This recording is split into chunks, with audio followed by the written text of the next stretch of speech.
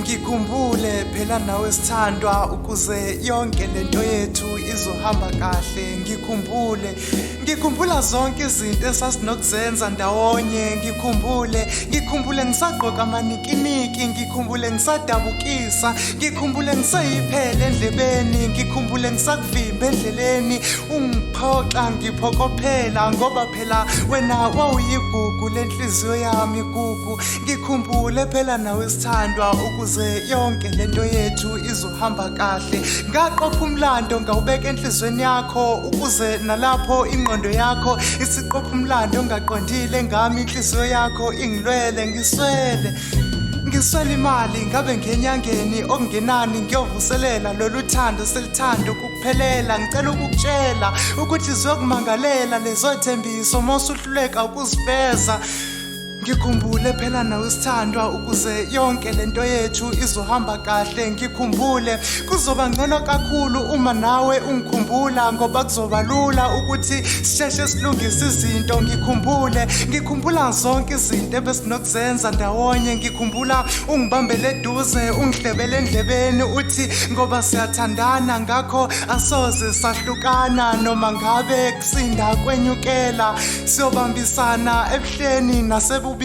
Uyakhumbula muhle kanjani ebusheni ungakadlali labo sikhotheni abakudla bakuhlafuna njengechephisi qede bakulahlela esikhotheni. Ngiyakukhumbula khona kunjalo woza nalo lo kuhidehide lwengane zakho ngizokumukela khona kunjalo ngoba ngiyakuthanda.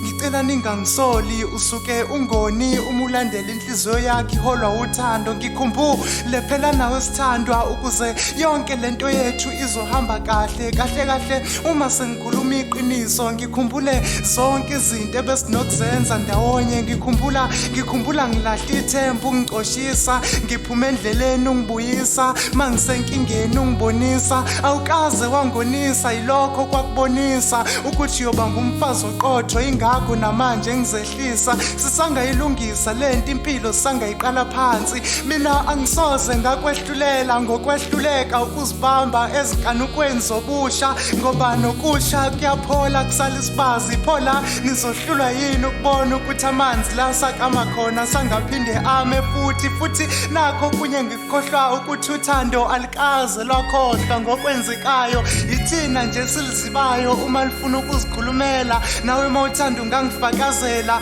ngoba lo muntu othandana naye phambilini usambiza nge-ex yakho. Pho nami ngingisolanike uma ngikhumbula i-ex yami. Ngicela ungikhumbule phela nawe sithandwa ukuze yonke lento yethu izohamba kahle. Khumbula ngelinye ilanga sihleze esigangeni ngathi mina asigangeni wathi wena haena asilindeni isikhathi esithile siyofika. Ngathi mina ngamoyizela ngathi khululeka sithandwa ngizokulinda kuze kufike isikhathi lapho wena usuredi.